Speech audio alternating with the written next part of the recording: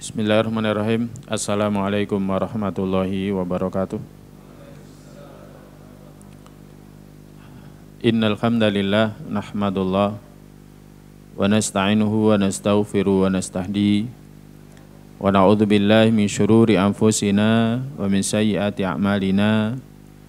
May yahdihillahu fala mudhillalah wa may yudlilhu fala hadiyalah. Asyhadu an la ilaha illallah wahdahu la syarikalah wa asyhadu anna Muhammadan abduhu wa rasuluh la nabiyya wa la rasula ba'dah. Nusalli wa nusallim ala rasulillah wa nabiyillah Muhammad sallallahu alaihi wasallam wa ala alihi wa ashabihi wa man tabi'ahum bi ihsanin ila yaumil qiyamah.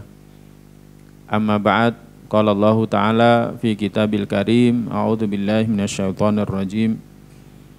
Ya ayyuhalladzina amanu taqullaha haqqa tuqatih wa la tamutunna illa wa antum muslimun al-ayah. Para jamaah sekalian yang dirahmati oleh Allah Azza wa Jalla, alhamdulillah kita memuji syukur kembali kepada Allah, Rabb kita, pencipta dan pemilik kita yang masih senantiasa memberikan curahan nikmatnya yang kita tidak sanggup menghitungnya karena sangat banyaknya. Wa in ta'undu nikmatallahi la tuhsuha. Hadirnya kita di tempat ini adalah salah satu tanda Allah memberikan banyak sekali pemberiannya kepada kita. Umur, kesehatan sama sekali tidak bisa dinilai dengan rupiah. Apalagi taufiknya agar kita taat takwa kepadanya, apalagi taufiknya agar kita mempelajari perjalanan hidup utusannya, mempelajari sirah Nabi kita Muhammad sallallahu alaihi wasallam. Karena dengan kita mengkaji sirah, maka kita berharap akan muncul kecintaan kita kepada Nabi kita sallallahu alaihi wasallam. Sebagaimana halnya kalau kita membaca autobiografi seseorang, akan muncul kecintaan kita, kekaguman kita kepada seseorang. Apalagi kita mengkaji sirah Nabi kita sallallahu alaihi wasallam yang penuh faedah, maka kita berharap akan muncul pada diri kita kecintaan kepada junjungan kita Nabiullah Muhammad sallallahu alaihi wasallam. Dan ini modal penting. Modal penting untuk apa? Agar kelak kita dikumpulkan dengan beliau. Ada seorang sahabat pernah bertanya kepada Nabi sallallahu alaihi wasallam, "Ya Rasulullah, mata sa'ah?" Wahai Rasulullah, kapan hari kiamat? Maka Nabi bertanya, apa yang kau siapkan? Dia hanya mengatakan, tidak ada kecuali cintaku kepada Allah Ta'ala dan Rasulnya. Maka Nabi SAW mengatakan, anta ma'a man ahbabta, engkau akan dikumpulkan dengan siapa yang kau cintai. Nabi kita SAW jelas, dia akan masuk ke dalam surga. Dialah yang pertama kali akan membuka pintu surga. Maka dengan kita mengkaji sirah beliau sallallahu alaihi wasallam, kita berharap muncul cinta kita kepada beliau sallallahu alaihi wasallam, dan kita berharap nanti ikut dikumpulkan di surga bersama dengan beliau sallallahu alaihi wasallam. Bahkan bukan hanya itu.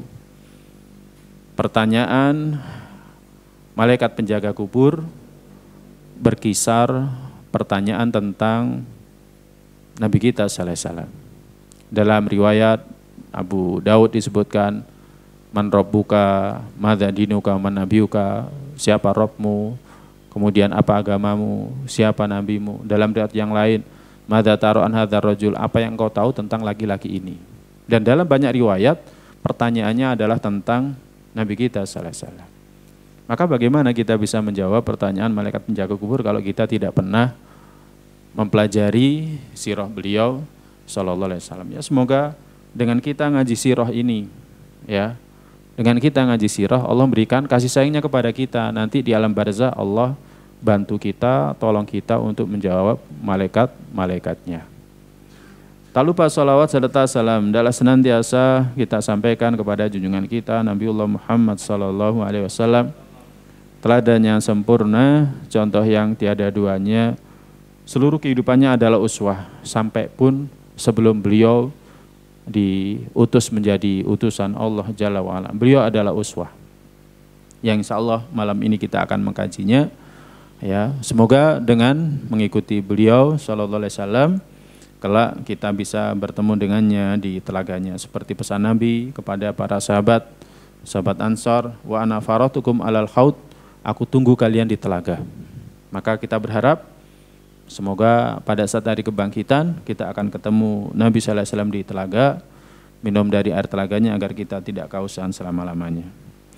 Para jamaah, pada pertemuan kali ini kita akan membahas as-sirah al-ijmaliyah qabla nubuwah. Jadi perjalanan umum ya, atau secara umum, gambaran secara umum perjalanan hidup Nabi sallallahu alaihi wasallam sebelum beliau diangkat menjadi seorang nabi. Terakhir kemarin kita membahas tentang peristiwa renovasi Ka'bah dan bagaimana manusia, orang-orang Quraisy ketika itu menjadikan Nabi sallallahu alaihi wasallam sebagai hakim, sebagai pemutus perkara mereka. Ya, dan mereka semuanya ridho kepada Nabi kita sallallahu alaihi wasallam. Ini menunjukkan bahwa Nabi kita sallallahu alaihi wasallam ini punya keunggulan, punya kelebihan, ya kan, unggul, lebih mulia jika dibandingkan dengan orang-orang Quraisy pada masa itu pun sampai masa sekarang. Para jamaah sekalian yang dirahmati Allah, Nabi kita sallallahu alaihi wasallam ini tumbuh berkembang, ya, tumbuh dan berkembang dalam kondisi yang terbaik. Beliau itu adalah tipe yang sangat ideal, ya, dari sisi pemikirannya. Pemikiran Nabi sallallahu alaihi wasallam itu jernih. Ya, bagaimana tidak jernih? Kita lihat kemarin bagaimana Nabi sallallahu alaihi wasallam menyelesaikan masalah pengembalian Hajar Aswad ke tempat asalnya. Ya, tatkala kabilah-kabilah Quraisy mau berperang, bahkan mereka sudah sumpah mati untuk berperang. Sampai ada yang sudah mengeluarkan darah, ya, sebagai sumpah setia mereka. Kemudian ketika mereka menjadikan Nabi sallallahu alaihi wasallam sebagai hakim, karena Nabi yang pertama kali datang ke Ka'bah, maka Nabi sallallahu alaihi wasallam dengan, ya, kejernihan akalnya, ya, pandangannya yang tajam, Nabi sallallahu alaihi wasallam memutuskan, ya kan, dia menghamparkan sorbannya, meletakkan Hajar Aswad dengan tangannya yang mulia, kemudian minta perwakilan setiap kabilah untuk memegang ujungnya, kemudian dipindahkan, ya kan, dari tempat penempatan sementara, kemudian dikembalikan ke tempat asalnya. Yang memindahkan dari sorban itu ke tempat Hajar Aswad yang berada di Ka'bah Nabi kita sallallahu alaihi wasallam. Ini menunjukkan betapa akal beliau sallallahu alaihi wasallam itu jernih, pandangan beliau sangat tajam, beliau itu sangat cerdas, ya, dan cara berpikirnya juga seperti itu, jadi tepat. Nah, Nabi kita sallallahu alaihi wasallam itu seringkali dalam diamnya itu banyak merenung, banyak berpikir tentang kaumnya, tentang hakikat alam semesta beserta isinya. Ya, ini yang dilakukan oleh Nabi kita sallallahu alaihi wasallam, memikirkan tentang masyarakatnya, tentang kaumnya, tentang pencipta alam semesta beserta isinya, ya kan? Kenapa kaumnya terjerumus ke dalam yang namanya khurafat, hidup dalam kehinaan, mudah berperang, ya kan? Wanita-wanitanya, ya, juga suka berbuat kemaksiatan walaupun tidak seluruhnya. Nabi kita sallallahu alaihi wasallam sebelum diangkat menjadi seorang nabi, ya kan, tidak menyukai kebiasaan kaumnya yang buruk seperti minum khamr, kemudian makan sembelihan untuk berhala. Nabi sallallahu alaihi wasallam tidak menyukai mendatangi perayaan-perayaan yang digunakan untuk mengagungkan berhala-berhala mereka. Nabi sallallahu alaihi wasallam tidak menyukai. Ya. Demikian juga Nabi sallallahu alaihi wasallam dari awal tidak suka pesta-pesta. Nabi sallallahu alaihi wasallam tidak suka pesta-pesta, ya kan? Kemudian kalau misalkan ada orang bersumpah demi Lata, demi Uzza seperti yang terdahulu sudah kita sampaikan, maka Nabi sallallahu alaihi wasallam membencinya. Jadi Nabi sallallahu alaihi wasallam membencinya, ya. Ini tidak lain dan tidak bukan memang Nabi kita sallallahu alaihi wasallam dijaga sejak dari perkembangan beliau sebelum diangkat menjadi seorang nabi sampai akhirnya beliau menjadi seorang Nabi sallallahu alaihi wasallam. Jadi Nabi kita sallallahu alaihi wasallam adalah contoh yang sangat ideal. Nah, para jamaah sekalian yang dirahmati oleh Allah Subhanahu wa taala, ada beberapa momen yang menunjukkan bahwa Nabi kita sallallahu alaihi wasallam jauh sebelum diangkat menjadi seorang nabi adalah orang yang memang bersih. Dan bersihnya beliau sallallahu alaihi wasallam ya bukan lain kecuali karena beliau dijaga oleh Allah Subhanahu wa taala. Di antaranya adalah Nabi sallallahu alaihi wasallam sangat membenci berhala. Sangat membenci patung. Ya, Nabi sallallahu alaihi wasallam sangat membenci patung, menghinakan patung. Yang itu disembah oleh kaumnya. Karena Nabi sallallahu alaihi wasallam tahu patung itu enggak mendatangkan manfaat, enggak mendatangkan mudarat. Patung itu kan dipahat, dibuat. Tapi kenapa kemudian kok disembah? Ya.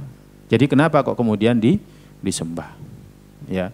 Jadi akal yang bersih akan mengatakan enggak mendatangkan manfaat, enggak mendatangkan mudarat. Ya. Tapi bagi orang-orang mempercayainya ya seperti itu. Ya, ini patung. Ya, tapi ada isinya, misalkan seperti itu. Kenapa ada isinya? Ya diiseni, misalkan kayak gitu. Tapi yang jelas bagi orang waras, ya kan, patung, berhala, ya kan, dibuat. Tapi kenapa kemudian disembah? Asalnya itu tidak mendatangkan manfaat, juga tidak mendatangkan mudarat. Suatu ketika Nabi sallallahu alaihi wasallam bersama dengan Zaid bin Harithah radhiyallahu ta'ala anhu, budaknya yang akhirnya dimerdekakan kemudian menjadi anak angkatnya.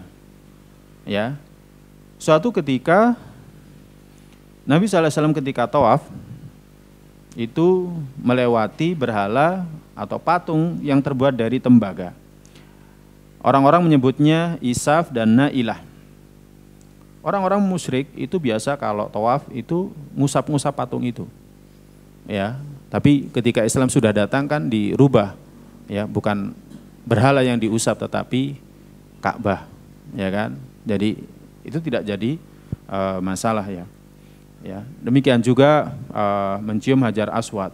Itu adalah sunnah Nabi kita sallallahu alaihi wasallam. Ya, adapun mencium Hajar Aswad itu adalah sunnah Nabi kita sallallahu alaihi wasallam ya.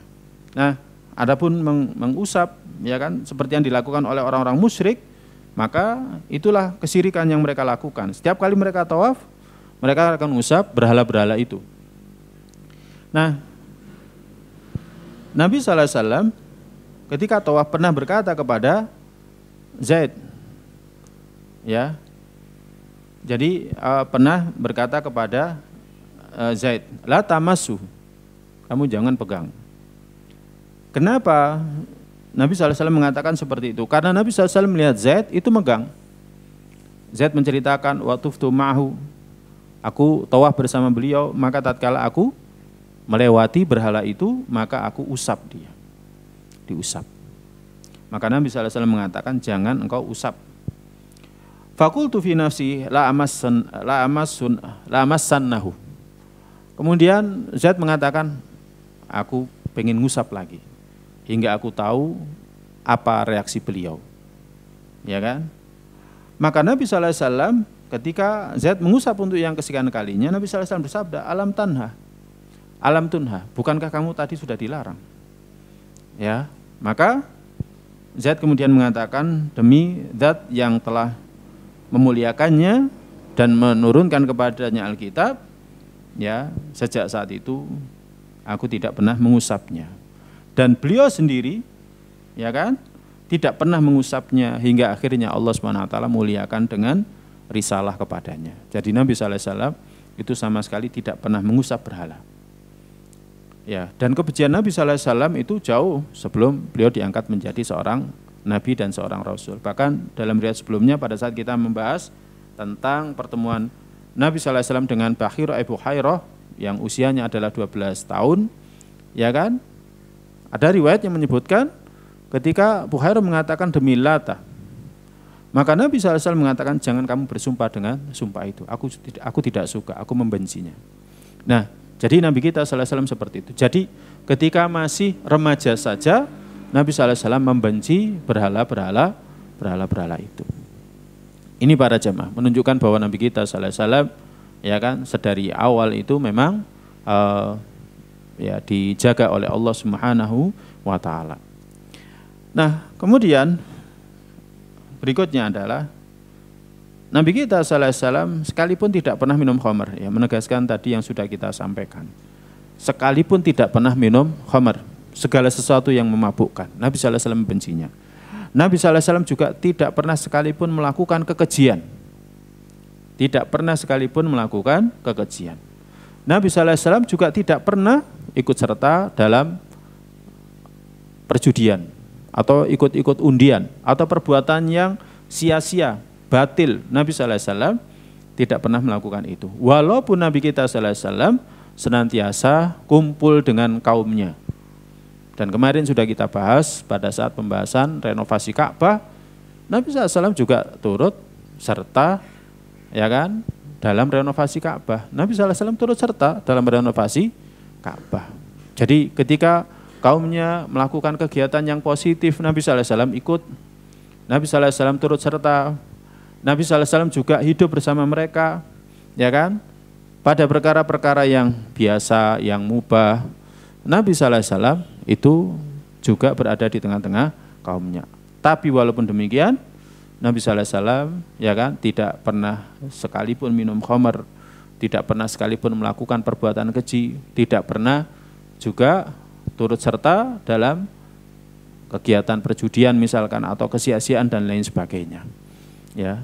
Jadi itu Nabi kita sallallahu alaihi wasallam. Ya, makanya kemarin kita juga sudah bahas pada saat peristiwa renovasi Ka'bah ya. Jadi kita ini tidak dianjurkan uzlah atau meninggalkan kaum kita ya kan, tetangga kita, masyarakat kita seluruhnya, enggak. Dan kita juga tidak boleh tenggelam dalam pergaulan bersama mereka, sehingga tidak ada waktu untuk uzlah, untuk menyendiri dengan Rabb kita, ya kan, dengan pencipta kita, ya. Apalagi kita semuanya tahu bahwa nanti di alam barzah kita sendiri, maka kita juga perlu, ya kan, sering menyendiri, ya kan, dengan Rabb kita sambil muhasabah dan lain sebagainya. Nah, Nabi kita sallallahu alaihi wasallam seperti itu. Ya, kapan waktunya berada di tengah-tengah masyarakat, kapan harus menjauh dari masyarakat. Di tengah masyarakat kapan? Ya kan, ketika tidak ada kemungkarannya sudah ditinggalkan. Ini para jamaah sekalian yang dirahmati Allah. Ini yang menyebabkan Nabi kita sallallahu alaihi wasallam itu diterima di masyarakat. Makanya kemarin pada saat kita bahas renovasi Ka'bah, ya kan, ketika mereka hampir perang, kemudian mereka diberikan ilham oleh Allah untuk memutuskan siapa yang pertama kali masuk ke dalam Ka'bah, maka dia yang nanti akan mengembalikan Hajar Aswad ke tempatnya. Nah, ketika semuanya tahu Nabi sallallahu alaihi wasallam yang datang pertama kali, karena kebiasaan Nabi sallallahu alaihi wasallam datang ke Ka'bah, ya kan, di awal waktu, maka semuanya mengatakan radina bil amin. Kami rela, kami ridha dengan al-amin. Jadi Nabi sallallahu alaihi wasallam itu sudah digelari al-amin jauh sebelum diangkat menjadi seorang nabi, dan itu mereka ucapkan, ya kan. Jadi 5 tahun sebelum Nabi sallallahu alaihi wasallam diangkat menjadi nabi, semua orang rela dengan Nabi sallallahu alaihi wasallam. Ini menunjukkan bahwa nabi itu orangnya dikenali di masyarakat. Nabi sallallahu alaihi wasallam itu orangnya enggak kuper, enggak kurang pergaulan. Nabi sallallahu alaihi wasallam ya kan itu sering kumpul dengan masyarakat. Sehingga ketika masyarakat ada masalah, mereka kembalinya kepada Nabi kita sallallahu alaihi wasallam. Seharusnya kita pun sama seperti itu. Kemudian berikutnya yang ketiga, ya, di sana Nabi kita sallallahu alaihi wasallam itu dijaga dari akhlak-akhlak yang buruk. Ya, seperti dalam kitab Sahih Bukhari diriwayatkan dari Jabir radhiyallahu ta'ala anhuma, Jabir bin Abdullah radhiyallahu ta'ala anhuma, di mana dia mengatakan, lama bunyatil Ka'bah, tatkala Ka'bah itu dibangun, dzaba an-nabiyyu sallallahu alaihi wasallam wa Abbas yang kulani al-hijarah. Nabi sallallahu alaihi wasallam dan Abbas, ya pamannya, itu keduanya memindahkan batu-batuan. Faqala Abbas lin Nabi sallallahu alaihi wasallam, maka Abbas mengatakan kepada Nabi sallallahu alaihi wasallam, ij'al izaraka ala raqabatika iyaqika minal hijarah. Ya kan, ikat sarungmu atau ikat bagian bawah ya kan dari pakaianmu ya kan di lehermu. Iyaqika minal hijarah itu akan menahanmu dari batuan biar kamu tidak terlalu berat memikulnya. Maksudnya seperti itu. Nah, ketika beliau sallallahu alaihi wasallam mengikatkan itu fakharra alal ardi, beliau langsung terjerumus atau terjerembab ke tanah, langsung terjatuh. Nabi sallallahu alaihi wasallam langsung terjatuh. Wa tamihat ainahu ila sama. Kemudian Nabi sallallahu alaihi wasallam ya kan wajahnya atau kedua matanya menghadap ke langit. Tsumma afaqa, kemudian setelah itu Nabi sallallahu alaihi wasallam sadar. Nah, ketika sadar Nabi sallallahu alaihi wasallam mengatakan izari, mana sarungku? Ya kan? Nah, akhirnya fasadda alaihi izarahu, kemudian Nabi sallallahu alaihi wasallam ikatkan kembali sarungnya. Para jamaah ketika mengikatkan sarungnya di ujung lehernya itu, konsekuensinya buka aurat. Buka aurat. Nah, ketika Nabi sallallahu alaihi wasallam melakukan itu, langsung Nabi sallallahu alaihi wasallam terjerembab. Nabi sallallahu alaihi wasallam langsung tersungkur, ya kan, terjatuh ke atas tanah. Ya. Dan sejak saat itu Nabi sallallahu alaihi wasallam enggak buka aurat. Ya, jadi dari kecil Nabi kita sallallahu alaihi wasallam sudah diajari, ya kan, sudah dijaga, ya, menjaga auratnya, ya kan. Jadi tidak membuka auratnya itu dari awal Nabi kita sallallahu alaihi wasallam ya sudah dijaga. Nah, ini menunjukkan bahwa Nabi kita sallallahu alaihi wasallam seperti itu. Hadisnya diriwayatkan oleh Imam Bukhari. Nah, kemudian yang keempat, diriwayatkan dari Ali bin Abi Thalib radhiyallahu taala anhu. Ali bin Abi Thalib radhiyallahu taala anhu. Ya. Di mana Ali bin Abi Thalib radhiyallahu taala anhu pernah mendengarkan Rasulullah sallallahu alaihi wasallam bersabda. Nabi sallallahu alaihi wasallam pernah bersabda, diriwayatkan Ali, ada dalam kitab diriwayatkan oleh Al-Baihaqi, ya, diriwayatkan juga oleh Imam Ibnu Katsir dalam Al-Bidayah wan Nihayah. Jadi Ali bin Abi Thalib mendengarkan Nabi sallallahu alaihi wasallam bersabda, "Ma hamamtu bi syai'in mimma kana ahlul jahiliyah yahumuna bihi minal khina." Aku tidak pernah menginginkan sesuatu sebagaimana halnya orang-orang jahiliyah menginginkan sesuatu untuk mereka dengarkan, ya kan? Seperti lagu, kecuali 2 malam. Nabi sallallahu alaihi wasallam itu, ya kan, tidak pernah, ya, berkeinginan, ya, mendengarkan lagu misalkan, atau mengikuti pesta-pesta sebagaimana halnya orang-orang jahiliyah itu melakukannya, kecuali 2 kali. Illa lailataini, kecuali 2 malam. Nabi sallallahu alaihi wasallam pernah mengalami 2 malam. Kiltahu ma'asomani Allahu subhanahu wa ta'ala fihima. Keduanya Allah jaga aku. Jadi ketika Nabi sallallahu alaihi wasallam punya keinginan untuk, ya kan, mendengarkan lagu, ya, mendengarkan musik, ya, Nabi sallallahu alaihi wasallam dijaga oleh Allah Subhanahu wa taala. Qultu lailatan li ba'di fityani Makkah.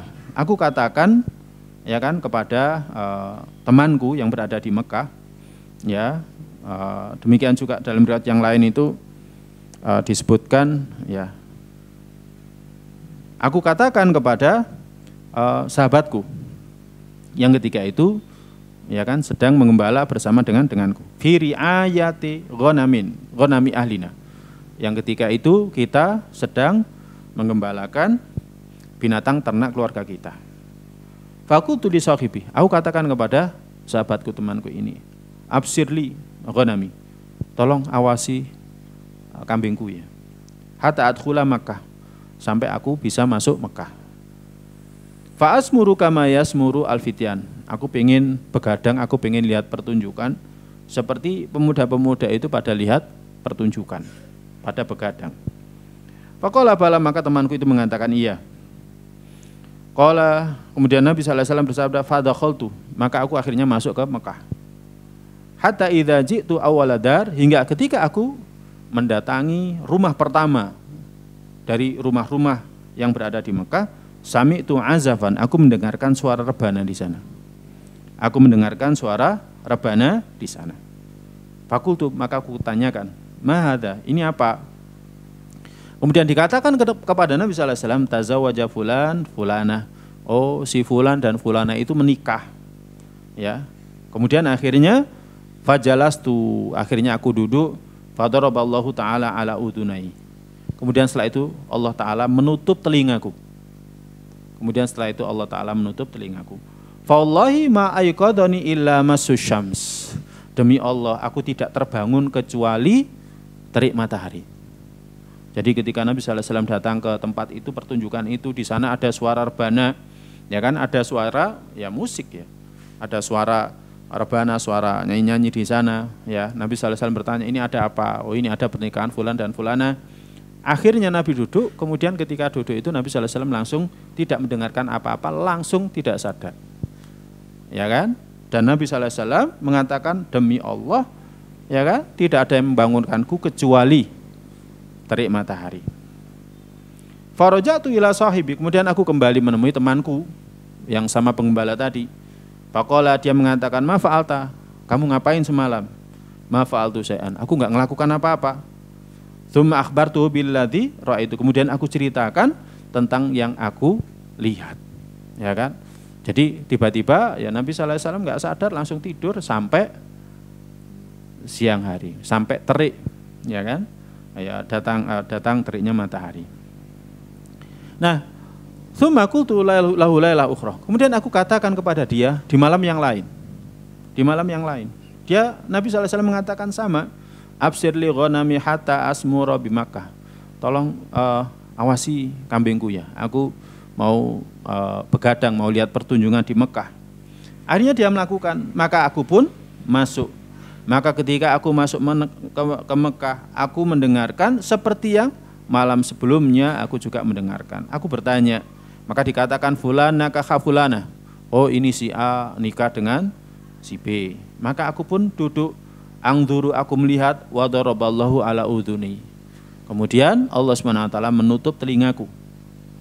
Fa wallahi ma ayqadhani illa masusyam. Demi Allah, tidak ada yang membangunkanku kecuali teriknya matahari. Maka aku kembali kepada temanku. Maka kemudian temanku mengatakan, apa yang kau lakukan? Ya kan? Maka Nabi mengatakan, la syai', enggak melakukan apa-apa. Kemudian Nabi SAW ceritakan kepada temannya ini.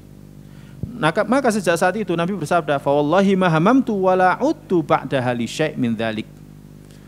Demi Allah, sejak saat itu aku enggak pernah punya keinginan dan aku tidak punya keinginan untuk mengulanginya lagi. Ya kan? Hatta akramani Allahu azza wa jalla binubuwati, hingga Allah muliakan aku dengan kenabian. Jadi Nabi SAW, ya kan? Ya, sejak kali kedua pengen melihat pertunjukan, pengen melihat ada acara rame-rame di Mekah itu, Nabi SAW, ya kan? Akhirnya telinganya ditutup oleh Allah yang kedua kalinya. Kemudian sejak saat itu, ya kan, Nabi tidak punya keinginan sama sekali untuk melihat, ya kan, begadang, ya, hingga Allah SWT memuliakan beliau dengan nubuwah. Ya, subhanallah. Ini menunjukkan bahwa Nabi kita SAW itu dijaga, ya, dijaga. Maka beruntunglah kita, ya, beruntunglah kita kalau seperti kemarin gitu kan, malam tahun baru, ya, kita ditidurkan oleh Allah, berarti kita dijaga, ya, ditidurkan sehingga jauh-jauh dari keramaian manusia, ya, enggak dekat-dekat di jalan, enggak dekat-dekat dengan orang pesta pora itu kan, ya kita bersyukur, ya kita bersyukur, walaupun kita bukan nabi, ya. Nah, ini para jamaah sekalian yang dirahmati oleh Allah Subhanahu Wa Taala. Nah, demikian juga para jamaah sekalian yang dirahmati oleh Allah, Jubair bin Mut'im dalam kitab Sahih Bukhari, ya kan, itu juga pernah menyebutkan, adlaltu ba'iran li yaum Arafah. Pernah tungganganku itu tersesat pada hari Arafah. Kemudian aku keluar untuk mencarinya. Maka aku melihat manusia Nabi sallallahu alaihi wasallam itu duduk atau berdiri wukuf bersama dengan manusia di Arafah. Ya, ini kesaksiannya Jubair bin Mut'im, ya, jauh sebelum Nabi sallallahu alaihi wasallam diangkat menjadi seorang nabi. Jubair bin Mut'im pernah ketika haji, ya, hajinya orang-orang Arab itu kan juga masih sama, sebelum Nabi SAW diangkat menjadi nabi, ya mereka juga haji di bulan-bulan haji, ya. Jadi seperti wukuf di Arafah, ya itu ada, cuman semuanya tercampur dengan kesirikan. ya, tercampur dengan kesyirikan. Jadi haji yang dilakukan oleh orang-orang dulu, ya kan, ataupun mereka tawaf, mereka sa'i, itu juga campur dengan kesyirikan yang mereka lakukan. Nah, Jubair bin Mut'im menjelaskan, aku pernah kehilangan tungganganku pada hari Arafah, kemudian aku mencarinya. Maka aku melihat Nabi SAW wukuf bersama orang-orang di Arafah. Maka aku katakan, hadza minal hamsi, ini yang benar. Ya kan? Fama sya'nuhu hauna, kenapa orang-orang itu berada di sini. Nah, demikian itu karena apa? Karena orang Quraisy pada masa dulu kalau wukuf pas hari Arafah itu tidak di Arafah, tetapi di Musdalifah. Ya. Jadi mereka melakukannya itu di Musdalifah, tidak di Arafah. Padahal kalau wukuf kita kan diperintahkan di Arafah. Tapi kalau orang-orang Quraisy dulu, orang-orang kafir Quraisy dulu pada masa jahiliyah, ya kan, ada yang milih nggak mau keluar ke Arafah. Karena mereka menganggap bahwa Arafah bukan tanah haram. Jadi mereka menganggap bahwa Arafah bukan tanah haram. Ya kan? Mereka orang-orang Quraisy, mereka adalah ahlu Makkah, mereka adalah orang-orang yang tinggal di Makkah. Mereka ini punya kemuliaan, mereka ini punya kelebihan jika dibandingkan dengan yang lainnya. Sehingga kalau yang lainnya itu pada wukuf di Arafah, mereka enggak wukuf di Arafah, mereka wukufnya di Musdalifah. Tapi Nabi SAW sejak dulu ketika wukuf ya di Arafah. Dan ini yang bedakan Nabi SAW dengan orang-orang Quraisy yang lainnya. Ya, orang-orang jahiliyah itu kan khususnya orang-orang Mekah itu punya kebiasaan tersendiri. Ya, mereka membuat aturan. Orang yang tawaf di Ka'bah kalau mereka bukan dari ahli Mekah, maka mereka harus beli pakaian untuk tawaf ke ahli Mekah. Jadi beli pakaiannya ke ahli Mekah, ke penduduk Mekah, ya kan? Kalau mereka tidak beli, maka mereka tawafnya telanjang. Jadi mereka tawafnya telanjang. Makanya biasanya mereka milih tawaf itu pada malam hari. Ya, jadi seperti itu. Makanya kemudian Allah mengatakan khudzu zinatakum inda kulli masjid. Ambil perhiasan kalian. Maksudnya ambil, kenakan pakaian kalian di setiap masjid Allah. Ya, apalagi di tanah haram, ya kan? Nah, seperti itu. Demikian juga banyak aturan-aturan yang dibuat oleh orang-orang kafir Quraisy, ya kan, penduduk Mekah, ya kan, yang itu akhirnya ketika Nabi SAW datang, Islam datang, itu diperbaiki. Nah, sama seperti yang diriwayatkan oleh Jubair bin Mut'im di sini, bahwa ketika orang-orang itu wukufnya di Musdalifah, Nabi SAW sendiri wukuf di Arafah. Nabi SAW sendiri wukuf di Arafah, dan ini yang benar. Ini yang benar. Makanya inilah kelebihan Nabi SAW, ya kan, perbedaan Nabi SAW jika dibandingkan dengan yang lainnya. Demikian juga, ya, yang keenam, ya, disebutkan dalam kitab ini, sebagaimana diriwayatkan dalam kitab Sahih Bukhari, bahwa Nabi kita sallallahu alaihi wasallam ini dikenal dengan kejujurannya, ya, dikenal dengan kejujurannya. Tidak sekalipun Nabi kita sallallahu alaihi wasallam itu pernah berdusta, ya, tidak pernah sekalipun Nabi kita sallallahu alaihi wasallam pernah berdusta. Kita saja, ya kan, sejujur-jujur kita, ya, mungkin pernah berdusta sekali dua kali. Kita ini manusia biasalah. Ya, kita harus akui, ya, kita ini bukan nabi. Kita ini bukan nabi, apalagi rasul. Mesti dalam kehidupan kita ini mesti pernah berdusta. Paling enggak berdusta kepada istrinya. Ya, Pak dapat berapa? Gak oleh sepurane. Padahal dapat. Ya kan? Padahal dapat. Karena apa? Lah nanti kalau saya beli bensin gimana, kan gitu kan? Gak bisa kerja lagi. Paling enggak kita pernah berdusta kepada istri kita, kepada anak kita, kepada orang tua kita, ya kan? Nah, Nabi kita sallallahu alaihi wasallam sekalipun tidak pernah berdusta, ya kan? Dan ini dikuatkan, ya kan, oleh pengakuannya orang-orang kafir Quraisy. Ketika Nabi sallallahu alaihi wasallam sudah diangkat menjadi nabi, beberapa saat Nabi sallallahu alaihi wasallam diangkat menjadi nabi. Suatu ketika seperti dikisahkan dalam kitab Sahih Bukhari, Nabi sallallahu alaihi wasallam itu naik ke Bukit Sofa. Kemudian Nabi sallallahu alaihi wasallam berkata, berseru dengan kerasnya, ya sobaha, ya kan, ya sobaha, wahai manusia. Ya, biasanya kalau ada seruan seperti ini adalah seruan yang sangat penting, genting. Ya, ada seruan yang sangat penting, seruan yang sangat genting. Faqalu, kemudian orang-orang bertanya-tanya, man hadza, siapa ini? Ya kan, siapa ini? Fastama'u ilahi, akhirnya orang-orang kumpul mendekat ke arah Nabi sallallahu alaihi wasallam. Ya, ketika itu Nabi sallallahu alaihi wasallam berada di bukit Shafa. Nabi bersabda, "Ara'aitum in akhbartukum anna khailan takhruju min safhi hadzal jabal, akuntum musaddiqi?" Menurut kalian, kalau aku beritakan kepada kalian ada pasukan berkuda, ya kan, yang keluar dan berada di kaki gunung ini, di belakang kaki gunung ini, apakah kalian membenarkan aku? Orang-orang mengatakan, "Ma jarabna 'alaika kadiban." Kami enggak pernah tahu engkau pernah berdusta. Jadi kami enggak pernah tahu engkau pernah berdusta. Artinya apa? Seluruh penduduk Mekah itu mengakui bahwa Nabi sallallahu alaihi wasallam itu orangnya jujur. Ya, orangnya jujur. Ya kan? Nah, jujur itu ya bagian dari amanah. Ya kan? Kalau sebelumnya Nabi sallallahu alaihi wasallam dikatakan ja'anal amin, telah datang kepada kita al-amin, orang yang terpercaya, radhina bil amin, mereka mengatakan kami rela dengan al-amin, orang yang terpercaya ini. Nah, jujur itu adalah bagian dari amanah. Ya, bagian dari amanah. Nah, mereka mengatakan majarabna 'alaika kadiban, kami enggak pernah tahu engkau pernah berdusta, enggak. Maka Nabi sallallahu alaihi wasallam bersabda, fa inni nadhirun lakum baina adzabin syadid. Aku ingatkan kalian bahwa di hadapan kalian itu ada azab yang pedih. Ya, aku ingatkan kalian bahwa di hadapan kalian itu ada azab yang pedih. Maksudnya apa? Nanti kalau kalian mati, kalau kita semuanya mati, kita akan menghadapi siksa-siksa yang pedih.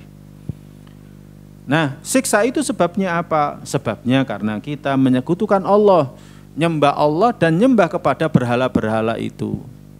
Ya kan, doa kepada Allah dan doa kepada berhala-berhala itu. Ya, berhala-berhala yang ada di rumah kita. Maksudnya seperti itu. Kan penduduk Mekah itu enggak ada yang tidak menyekutukan Allah SWT. Semuanya menyekutukan Allah kecuali yang Allah SWT jaga, ya, Nabi kita sallallahu alaihi wasallam. Ya kan? Semuanya punya berhala, berhala masing-masing di rumahnya punya. Kemudian berhala yang besar-besar setiap kabilah, setiap kaum punya. Kemudian berhala yang paling besar ya Lata, Uzza, Manata, Hubal itu. Ya kan? Semuanya punya. Maka Nabi sallallahu alaihi wasallam ingatkan, sesungguhnya aku ingatkan kepada kalian dengan adanya adab yang pedih di depan. Ya, maksudnya apa? Tinggalkan itu. Nah, jadi para jamaah sekalian yang dirahmati Allah, Nabi sallallahu alaihi wasallam di awal dakwahnya itu kan ingatkan, jangan sembah sesembahan kalian. Jangan sembah sesembahan kalian. Jangan sembah patung-patung ini. Coba renungkan surat Al-Alaq ya. Iqra bismi rabbikal ladzi khalaq. Khalaqal insana min 'alaq. Iqra wa rabbukal akram. Baca ya. Iqra, ya kan? Iqra bismi rabbikal ladzi khalaq. Dengan nama Rabbmu yang telah menciptakan. Semua orang kafir Quraisy tahu Rabb mereka itu adalah Allah. Ya kan? Iqra bismi rabbikal ladzi khalaq. Khalaqal insana min 'alaq. Dialah menciptakan manusia itu dari, ya kan, saripati tanah, ya kan, dari segumpal darah. Iqra wa rabbukal akram, ya kan, baca dan Rabbmu itulah yang paling mulia. Ya, alladzi 'allama bil qalam, ya kan. Nah, jadi Nabi sallallahu alaihi wasallam itu diperintahkan untuk mengagungkan Allah Subhanahu wa taala. Apalagi dalam surat Al-Mudaththir ya. Itu adalah surat yang mana Nabi sallallahu alaihi wasallam diangkat menjadi seorang rasul. Nabi diangkat menjadi seorang rasul itu dengan turunnya surat Al-Mudaththir. Ya ayyuhal mudaththir. Ya kan? Kalau beliau diangkat menjadi nabi itu adalah surat Al-Alaq. Beliau diangkat menjadi nabi dengan surat Al-Alaq. Beliau diangkat menjadi rasul dengan surat Al-Mudaththir. Allah mengatakan, Allah berfirman, ya ayyuhal mudaththir, hei yang berselimut, kum fa'angdir. Bangkit, berikan peringatan kepada manusia. Wa rabbaka fakabir, dan Rabbmu agungkan. Nabi sallallahu alaihi wasallam selama ini mengagungkan Allah, enggak pernah mengagungkan Lata, Uzza, Manata, apalagi berhala yang kecil-kecil itu. Ya kan? Apalagi berhala yang kecil-kecil. Maka yang diagungkan itu adalah Allah, pemilik alam semesta beserta isinya, pemilik Ka'bah ini. Wa rabbaka fakabir, wa thiyabaka fatahhir. Kemudian pakaianmu itu sucikan. Pakaian yang hakiki ataupun pakaian yang manawi. Tetapi maksud para ulama tafsir itu adalah pakaian manawi. Jasadmu atau dirimu sucikan dari kesirikan. Dan ini sudah dilakukan Nabi sallallahu alaihi wasallam. Ya kan? Ini dilakukan Nabi sallallahu alaihi wasallam. Ya kan? Makanya akhirnya Nabi sallallahu alaihi wasallam mengingatkan, jauhi patung-patung ini, jauhi berhala-berhala ini. Kalau sebelumnya Nabi sallallahu alaihi wasallam sendiri yang menjauhi, maka sejak turun surat Al-Mudaththir itu Nabi sallallahu alaihi wasallam mengingatkan kaumnya, jauhi ini, jauhi berhala. Nah, ketika berhala itu disuruh menjauhi, ya siapa yang bisa menerima, karena itu adat kebiasaan mereka. Sama di masyarakat kita juga sama, ya kan? Di masyarakat kita juga sama. Jangan lakukan ini nggak ada tuntunannya, ya kan? Makanya akhirnya kita pun juga akan dimusuhi, sebagaimana hanya Nabi kita sallallahu alaihi wasallam juga dimusuhi. Nah ini para jamaah sekalian yang dirahmati Allah. Nah inilah awal mula dakwahnya Nabi kita sallallahu alaihi wasallam. Makanya Nabi sallallahu alaihi wasallam, ya kan, itu sedari awal, kembali kepada bahasan di sini, itu sudah dikenal sebagai orang yang jujur. Ya, beliau itu adalah tipe orang yang ideal. Ya, contoh yang paling ideal. Kalau kita ingin mau bercermin, manusia yang paling ideal itu ya Nabi kita sallallahu alaihi wasallam. Nah, ini semuanya menunjukkan bahwa Nabi kita sallallahu alaihi wasallam memang dari awal itu sudah dijaga oleh Allah Subhanahu wa taala. Wallahu a'lam bishawab. Silakan ada Nisa lebih dulu. Nanti setelah ini saya lanjutkan sedikit ya dengan faedah bagaimana Nabi kita sallallahu alaihi wasallam, ya kan, sebelum diangkat menjadi seorang nabi, beliau sallallahu alaihi wasallam itu dijaga oleh Allah Jalla wa ala.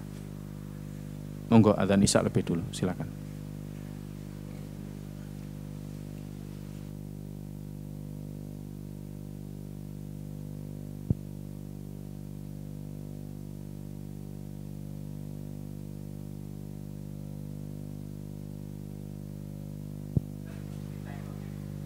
Oh, Masya Allah. Tak pikir itu tadi komatnya. Baik ya. Berarti keliru. Baik. Pelajaran dari gambaran sirah Nabi sallallahu alaihi wasallam secara umum itu apa? Yang pertama, Nabi kita sallallahu alaihi wasallam itu sebenarnya sama dengan manusia pada umumnya. Jadi Nabi sallallahu alaihi wasallam itu juga sama sebagaimana manusia pada umumnya. Seperti tadi disebutkan, Nabi sallallahu alaihi wasallam juga ingin melihat pertunjukan, tapi oleh Allah Subhanahu wa taala Nabi sallallahu alaihi wasallam dijaga. Jadi menunjukkan Nabi sallallahu alaihi wasallam itu sama seperti pemuda pada umumnya. Ketika Nabi sallallahu alaihi wasallam turut membantu renovasi Ka'bah, ya kan? Maka Nabi sallallahu alaihi wasallam juga sama seperti yang lainnya, seperti tadi diarahkan oleh pamannya Al-Abbas radhiyallahu taala anhu, coba ikat sarungmu ke bagian pundakmu, nanti akan menahanmu dari batu yang engkau bawa, batu yang engkau pikul. Ya diikat. Tapi apa yang terjadi? Nabi SAW langsung tersungkur. Nabi SAW langsung tersungkur, terjatuh. Kemudian nggak sadar. Ketika sadar, sarungku mana, langsung ditutup. Ya. Jadi Nabi SAW awalnya senantiasa jaga aurat. Tapi kemudian ketika diarahkan oleh pamannya, ya kan, akhirnya mengikuti, tapi kemudian Nabi sallallahu alaihi wasallam tersungkur. Nah, ini menunjukkan bahwa Nabi kita sallallahu alaihi wasallam itu adalah sebagaimana umumnya para pemuda. Ya, sebagaimana umumnya para pemuda. Tapi Nabi sallallahu alaihi wasallam, ya kan, senantiasa dijaga. Ketika mau melakukan sesuatu yang ada dosanya, ada maksiatnya di dalamnya, ya kan, enggak sepantasnya bagi manusia melakukan, maka Nabi sallallahu alaihi wasallam dijaga. Maksum, Nabi kita ini maksum mulai sebelum menjadi seorang nabi sampai ketika beliau sallallahu alaihi wasallam menjadi seorang nabi. Ya, jadi sebelum menjadi seorang nabi pun Nabi sallallahu alaihi wasallam sudah maksum. Jadi Nabi kita sallallahu alaihi wasallam sudah maksum, terjaga. Maksudnya maksum itu apa? Mau melakukan sesuatu, ya kan, yang itu ada unsur mudaratnya, sehingga Allah SWT haramkan, ya kan, sebelum diangkat menjadi nabi kan tidak ada dosa, ya kan, tetapi itu tidak baik, dan semua syariat agama kita ini landasannya kalau itu tidak baik maka Allah akan haramkan, kalau itu baik maka Allah SWT akan perintahkan. Nah, ketika Nabi SAW melakukan itu langsung dijaga, ya kan, langsung dijaga. Nabi SAW seperti tadi riwayatnya, Ali bin Abi Thalib radhiyallahu ta'ala keluar, ya, keluar mau melihat pertunjukan. Ada acara di apa di sana? Oh, ini mau nikah. Nabi sallallahu alaihi wasallam 2 kali datang. Tapi ketika di sana duduk langsung Nabi sallallahu alaihi wasallam tidak sadar. Telinganya ditutup oleh Allah Subhanahu wa taala. Akhirnya tertidur enggak sadar dan baru bangun ketika terik matahari membangunkannya. Nah, Nabi sama seperti yang lain merasakan sebagaimana para pemuda yang lainnya juga merasakan, tetapi Nabi kita sallallahu alaihi wasallam dari awal itu dijaga. Para jamaah sekalian yang dirahmati Allah, kemudian berikutnya ini menunjukkan bahwa walaupun Nabi SAW sama seperti para pemuda pada umumnya, tetapi Nabi SAW ketika dia hendak menyimpang, maka Allah SWT jaga. Ya, jadi Allah SWT jaga. Allah jaga dari minum khamar, Allah jaga dari melakukan perbuatan yang sia-sia, Allah jaga dari kedustaan. Yang terang dan yang jelas adalah beberapa peristiwa tadi. Ketika Nabi SAW mau membuka izarnya, konsekuensinya membuka auratnya. Ketika membuka sarungnya, konsekuensinya membuka auratnya. Langsung dijaga. Langsung Nabi SAW terjatuh. Kemudian nggak sadar. Kemudian setelah melihat ke atas, sadar, Nabi SAW mengatakan sarungku. Akhirnya diikat dengan kuat lagi. Ya. Jadi seperti itu. Jadi ketika Nabi SAW mau menyimpang, akhirnya dijaga. Ya, demikian juga ketika mau mendengarkan pertunjukan, mesti di sana ada musiknya. Mau begadang di sana ada musiknya. Oleh Allah SWT tutup telinganya sampai akhirnya Nabi SAW tidak mendengarkannya. Dan Allah bukan sekedar menutup telinganya, tapi Nabi SAW dibuat tidak sadar, tertidur dan baru bangun ketika terik matahari membangunkannya. Nah, jadi ini menunjukkan bahwa Nabi SAW terkadang juga mengikuti apa yang dilakukan oleh kaumnya, masyarakatnya. Tapi oleh Allah SWT dijaga. Kemudian berikutnya, Nabi SAW hidup di masa mudanya ini dengan akhlak yang mulia, akhlak yang baik, ya, dan fitrahnya ini bersih. Nabi SAW sangat membenci berhala-berhala, sangat membenci kesyirikan, sangat membenci khurafat. Sehingga Nabi SAW tumbuh itu dalam kondisi yang bersih. Dan Nabi SAW itu dikenal jujur, dikenal amanah. Dan ini semuanya adalah semacam pembukaan. Ya. Jadi semacam perkara yang mengiringi sebelum datangnya kenabian. Ketika orang-orang semuanya mengatakan, oh dia orang jujur, orangnya nggak pernah dusta, orangnya terpercaya, ya kan? Ya, dia mengatakan apapun, orang-orang mesti membenarkan, nggak pernah orang-orang itu mendustakan, mengatakan bohong dan lain sebagainya, nggak pernah, ya kan? Ini adalah modal dasar, modal penting ketika seseorang itu mengajak umatnya, kaumnya kepada kebaikan dan kebenaran. Ya, modal penting, walaupun itu bukan jaminan. Ya, buktinya apa? Ketika usia Nabi SAW 35 tahun, orang-orang mengatakan ja'anal amin, datang ke tengah-tengah kita al-amin, radhina bil amin, kami rela, kami ridho dengan al-amin. Kemudian 5 tahun berikutnya, ketika Nabi SAW diangkat menjadi seorang nabi, diangkat menjadi seorang rasul, ya kan? Orang-orang berbalik mengatakan pendusta, bohong, ya kan? Penyihir, ya kan? Ya, dan lain sebagainya. Jadi julukan-julukan yang tidak layak kepada Nabi SAW. Padahal sebelumnya Nabi SAW itu orang yang paling dimuliakan, orang yang paling dimuliakan sampai digelari Al-Amin, yang paling terpercaya. Tapi langsung berubah total. Ya, jadi nggak jamin. Nah, maka bagaimana kalau misalkan kita dari awal itu sudah terkenal tidak jujur, kemudian dakwah, ya kan? Kita terkenal tidak baik, kemudian kita mengajak manusia ke jalan kebaikan. Maka modal dasar, ya kan, ini termasuk pelajaran berikutnya, ya, modal dasar bagi orang yang mengajak manusia ke jalan Allah SWT itu harus seperti itu. Ya kan, dia harus jadi orang yang jujur. Dia harus menjadi orang yang dipercaya. Dia harus menjadi orang yang akhlaknya baik. Seperti halnya akhlaknya Nabi kita sallallahu alaihi wasallam. Kita pun mau ngajak keluarga kita pun mau mendakwahi keluarga kita mau mendakwahi masyarakat kita, ya akhlak kita juga harus kita perbaiki. Akhlak kita juga harus kita perbaiki, ya.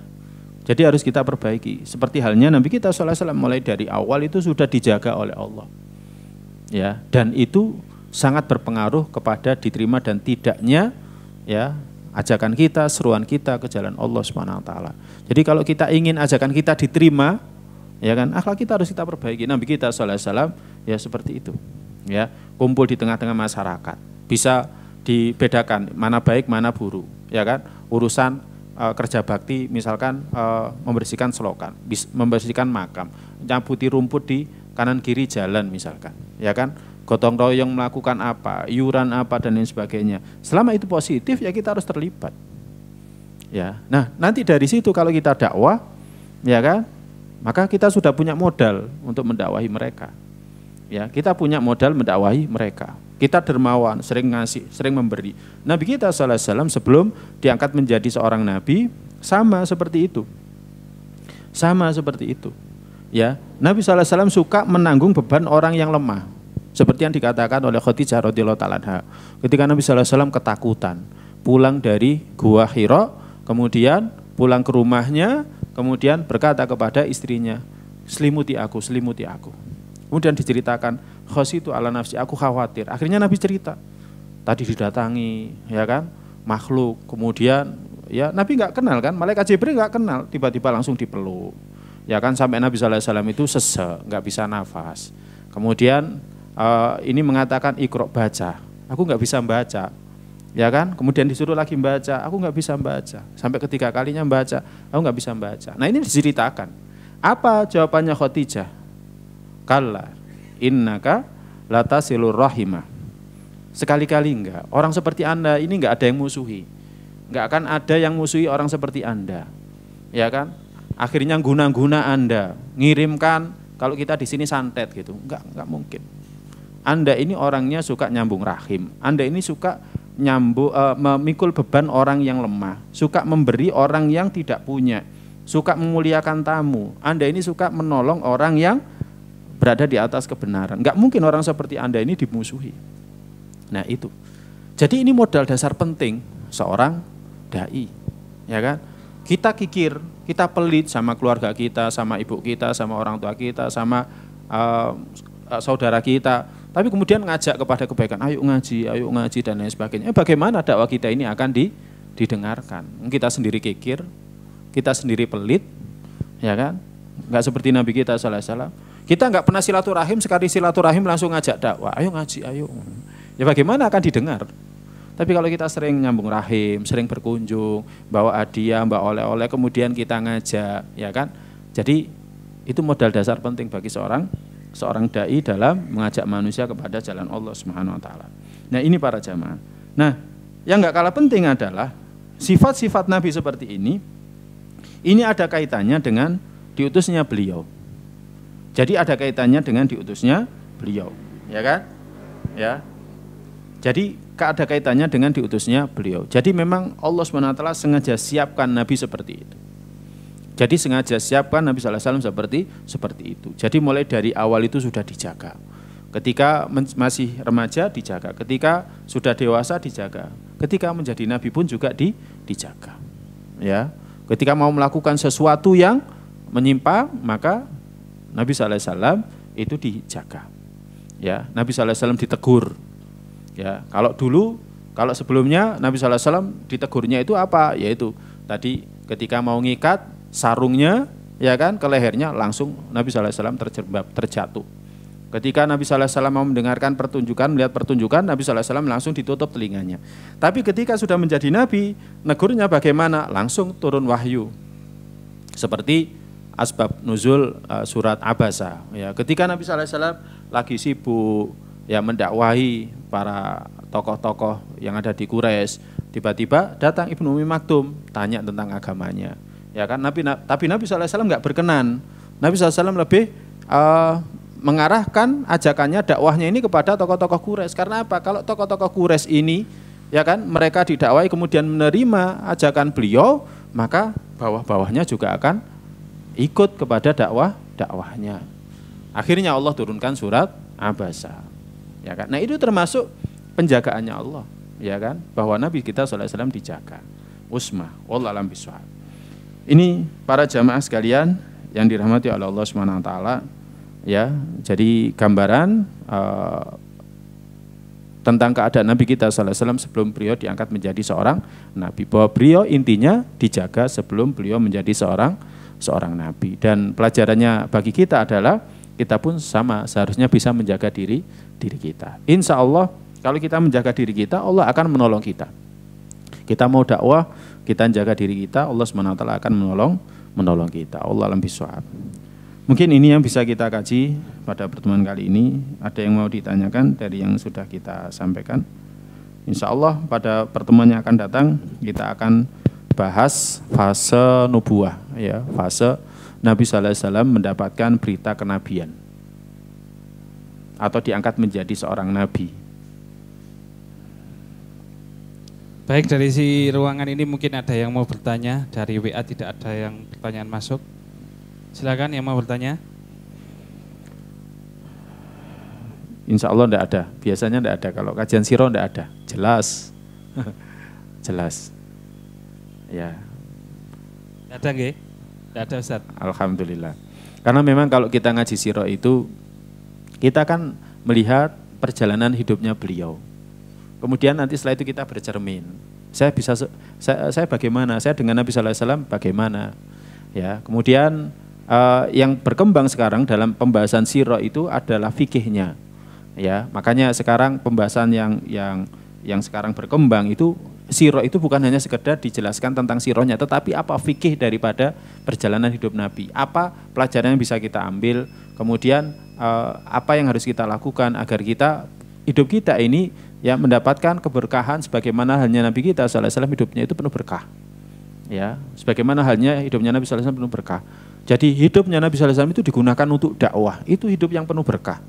Ya, hidup yang penuh berkah. Kita pun seperti itu.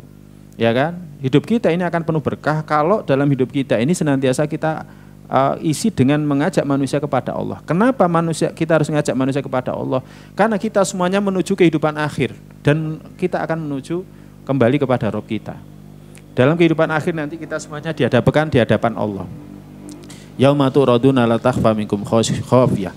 Ya, setiap orang dari kalian itu akan dihadapkan dan tidak ada satupun yang bersembunyi. Makanya mengajak kepada Allah itu apa?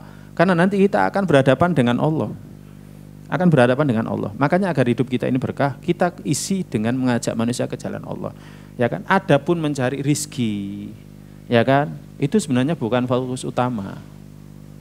Prinsipnya jangan lupa. Kan Allah mengatakan, wabtaghi fima ataqallahu darul akhirah wala tansa nasibaka minad dunya. Kejar olehmu apa yang Allah siapkan untuk kalian dalam kehidupan akhir, tapi jangan lupa ya kan jatah kalian dalam kehidupan dunia. Jadi kerja itu sifatnya adalah jangan lupa saja.